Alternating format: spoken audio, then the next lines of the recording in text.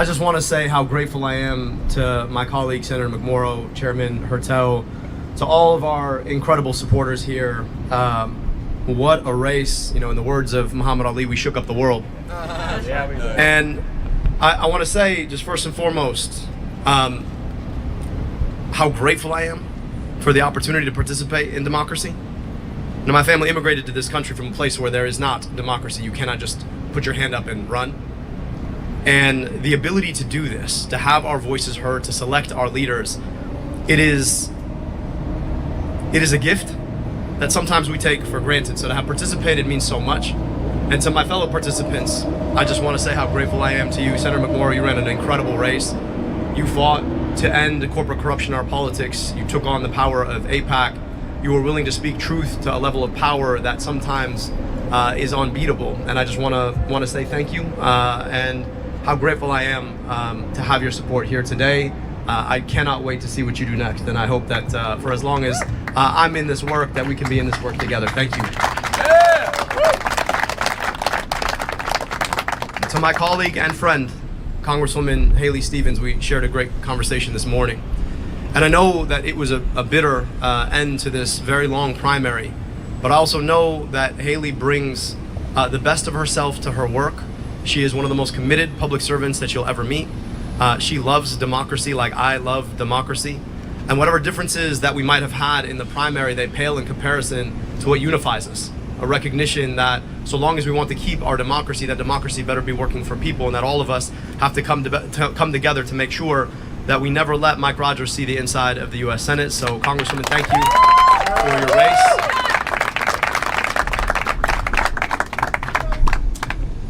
And I have to say a few more thank yous before we talk about where we're going next. First, I got to thank my wife, Sarah. Yeah!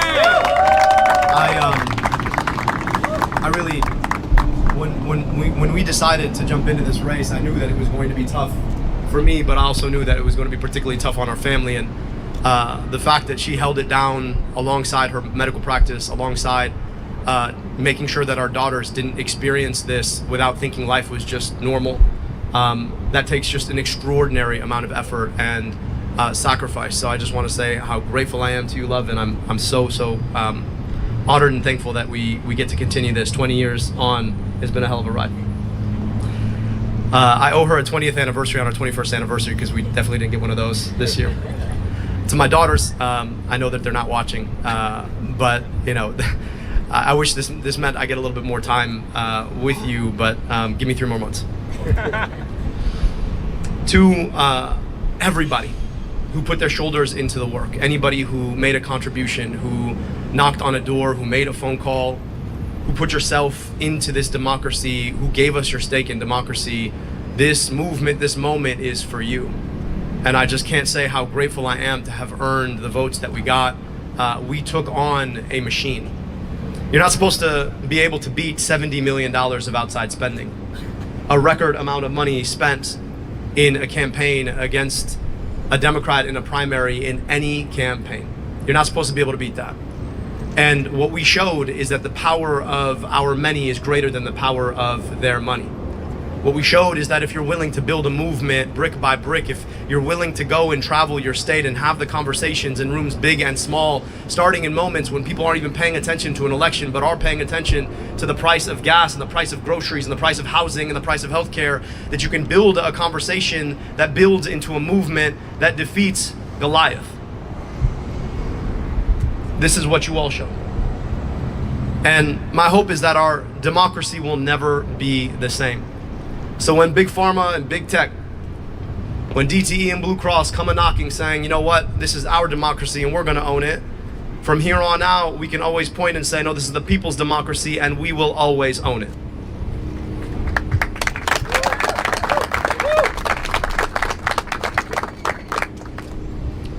This would not have been possible without the incredible efforts of so many allies and allied organizations. I gotta give a special thank you to my first endorsers. Bernie Sanders, the OG, who came in on day one, put his entire shoulder in the work. I just hope that I can help to carry some of that load in the fight for working people and Medicare for all that he's been carrying for all of this time. To the UAW, the unbeatable, indomitable UAW. as a son of immigrants, son of a father who came to this country to build cars, I gotta say that this is still the best place in the world to make an automobile, and that is because of the Fighting UAW. But it's also the best place in the world to build a family because of the Fighting UAW. And our work is about making sure that the folks who want to sell our democracy off to corporations and special interests don't get to take that away, and I stand in lockstep with our UAW sisters and brothers. To the AFT, the National Nurses United, the AFGE, the AAUP, thank you so much for your work. To all of the advocacy organizations who made this possible on the ground. Folks like the PCCC and Move On, folks like the Working Families Party, all of the constituency organizations who knocked on doors and made phone calls, thank you so much for putting your shoulder into the work. I also have to thank all of our endorsers, 300 strong, who came in, spent their time with us, came from just down the street or came from across the country to talk about what it looks like to build a movement of the people, by the people, and for the people. I want to say how grateful I am to you. We built this campaign brick by brick. Back in April, I remember talking to a room of 5 people in a discussion that most people will never clock, but it was an opportunity for us to share a honest conversation about pain and about purpose. And I've been able to have 500 more of those discussions over the past 15 months. I trained to be a doctor, and the single most important moment that makes a clinical encounter is that moment that somebody shares their pain with you, believing that you could do something about it. I don't practice medicine, as has been well documented by all of you. But I hope that I get to practice that part of things. And I've been able to practice it, but it requires people being willing to share their pain with you so that you can do something about it. That is a moment, a piece of vulnerability people give you because they believe that you can actually fix it. It's an investment, sure, in a campaign, but it more is an investment in democracy. And as we traveled our state, we were in living rooms in Lansing, VFW halls in Escanaba, basements in Grand Rapids, churches in Detroit. I got to meet so many of you, Michigan, so many. And you shared both what caused pain, but also what brought purpose. And we forged a movement out of that to get money out of politics, put money back in pockets, and pass Medicare for all to guarantee health care in this country.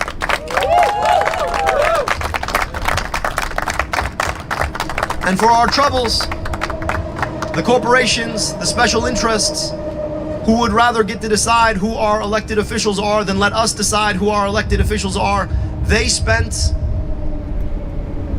an unprecedented amount of money to beat us. Attack ad after attack ad after attack ad after attack ad. Wall-to-wall ads. But it turns out that the commercials are the part of the television show most people don't want to watch. It turns out that you can spend as much money as you want on lies, but it doesn't make them true. It turns out that when you're able to reach out and dignify somebody's pain, people remember that a lot more than a 30-second ad played on a loop on television. And it turns out that when the people want something in this democracy of ours, the people can get that thing if we're willing to do the work of that. And that's exactly what Michiganders up and down the state showed. 12,000 volunteers knocking nearly 10,000 doors a day to defeat an unprecedented amount of outside money, $70 million. But right now, as bitter and as divisive and as cynical as the campaign against us might have been, I want us to realize that there is so much more that unites us now. Because the campaign that Mike Rogers and Donald Trump and their GOP MAGA allies are launching is already more bitter. All you got to do is look at the ads you're already watching on TV, started today. You know, they think they want to use my whole name against me. Mike, listen, man, if you can't say the name, it's Abdurrahman, keep the name out your damn mouth. I'll be happy to give you lessons. But they understand that the only way that they think they can win is to drag us into the mud, to believe the worst about each other, to believe that what divides us is bigger than what unites us. They want us to think that the reason some of us ain't got is because of other people got. But it turns out that the reason so many of us ain't got is because of the system that has corrupted our politics to take it away from us. And that is the thing that we are taking on now. That movement to get money out of politics, put money in your pocket, pass Medicare for all, it is a big movement. So if you supported me or you did not support me, if you voted for Vice President Harris in 2024 or you voted for Donald Trump, if you believe like me that you ought to be able to afford your groceries, if you believe like me that you ought to be able to afford your home, if you believe like me that your tax dollars ought to be invested in you rather than sent somewhere else, if you believe like me that a government of the people, by the people, and for the people is our birthright in this country, if you believe like me that we have a responsibility to stand up and walk with our union so that everybody has collective bargaining rights in this country, if you believe like me that you ought to have the guarantee of good health care in this country without some corporation trying to tell you what you cannot have and should not fight for, I hope that you'll join this movement now.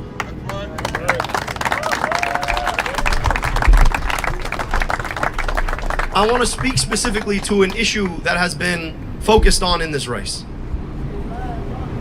To my Jewish American sisters and brothers, one of the most indelible memories of this campaign will have been the opportunity to break bread with you at Seder, to worship with you at Shul, to be embraced by you. And listening to sisters and brothers who said, you know, I want to join this movement because AIPAC doesn't speak for me. Because I understand that self-determination for one people does not require the quenching of self-determination for another people. That unless all of us are free, none of us are free. I want to tell you the great gift that you've given me. And to all of my sisters and brothers of the Jewish faith, or any faith at all, or no faith at all, I want you to know that my commitment to your safety, my commitment to Jewish safety, is the same commitment that I have to the safety of my own daughters. Because if there is one question of a political philosophy that ought to animate us all, is what would we build, what would we do if we treated all of our kids like they were all of our kids? How would we spend our money? Where would we put our investment? How would we embrace one another? What kind of schools would we build? What kind of health care would we offer? What kind of jobs would we protect? And I say this because there could not be a greater contrast between that philosophy and the cynicism of Mike Rogers. See, Mike's a guy who spent 14 years in Congress with one goal: to figure out how to cash out the day he left. And guess what he did? As soon as he left Congress, after having taken corporate check after corporate check after corporate check to empower the corporations to pick your pockets, he went and he cashed out. Not in Michigan. No, winters are too cold for him. He's got thin skin after all. He went to Florida. So, Mike, if you want to be a Florida man, go be a Florida man. If you want to golf in Florida, go golf in Florida. But I promise you in November, we are going to send you back to Florida.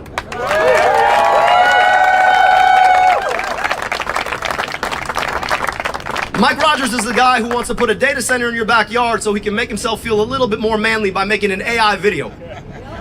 Mike Rogers is the guy who has never shied away from a DTE check so he could turn his face in the direction of Florida. Mike Rogers is a guy who will do anything Blue Cross Blue Shield wants him to do, including raise your rates. Mike Rogers is a guy who introduced legislation to increase the flow of opioids. He did that while I was in high school. Mike Rogers is a guy whose politics and vision and perspective are old. Mike Rogers is a guy who has never shied away from a corporation he could do a favor for. Mike Rogers is a guy who, believe it or not, went back to Florida so he could lick every single boot Donald Trump owns to beg for his endorsement. I'm so sorry. If you want a senator who's going to lick some boots, fine, go vote for Mike Rogers. But if you want a senator who's going to stand up to Donald Trump, then you've got your option right here. And what's funny about Mike Rogers is that he's like the worst of all versions of the Republican Party, right? He's the worst of the neocon version. I mean, he was in the house during the entirety of the Iraq War. He left because he got tired of it. And then he swore up and down he could never support Donald Trump until, of course, he was licking Donald Trump's boots. So now he carries the burden of both of those things. Is he MAGA? Is he neocon? Nah, man, he's just a corporate sellout. So, Mike, I'm gonna say it right here. I know you're gonna say no because you're a coward. 5 debates, all right? If you're willing to stand with me and have a conversation, you and I both know that you will wither in front of your own crimes. But I'm gonna make sure Michiganders know about them. Because at the time we're done, you are not gonna have safe quarter from people holding you accountable to what you've done for them here in Michigan. We will send you back to Florida where you belong. 5 debates. I'm hoping for an answer today. It's gonna be a lot of fun, my guy. But I want to finish here because it's not about Mike Rogers. It's not even about Donald Trump. It is about who we are as a country. I worked in that building right there. In fact, you can see the window of my former office. And there are moments I had to pinch myself because my story in America is about as unlikely as it gets, but for an accident of history that allows my dad to immigrate to Detroit to go to Wayne State University. I was supposed to be a cab driver in Egypt, like my cousins. I would spend a lot of my childhood summers in Egypt. I'd spend them there with a front row seat to what my life should have been. Except for I got to be born in America, where I got vaccinated against diseases that killed an aunt and uncle I never got to meet. They died before their first birthday. I got to go to amazing public schools, an incredible public university. I got my medical education paid for by a public agency at the NIH. That's what America gave me. Now, the crazy thing is I grew up not 20 minutes from here. And in traveling 20 minutes, I traveled a 10-year life expectancy gap. I got to meet kids who never got the opportunities I got, despite the fact that their families had been here far longer than me.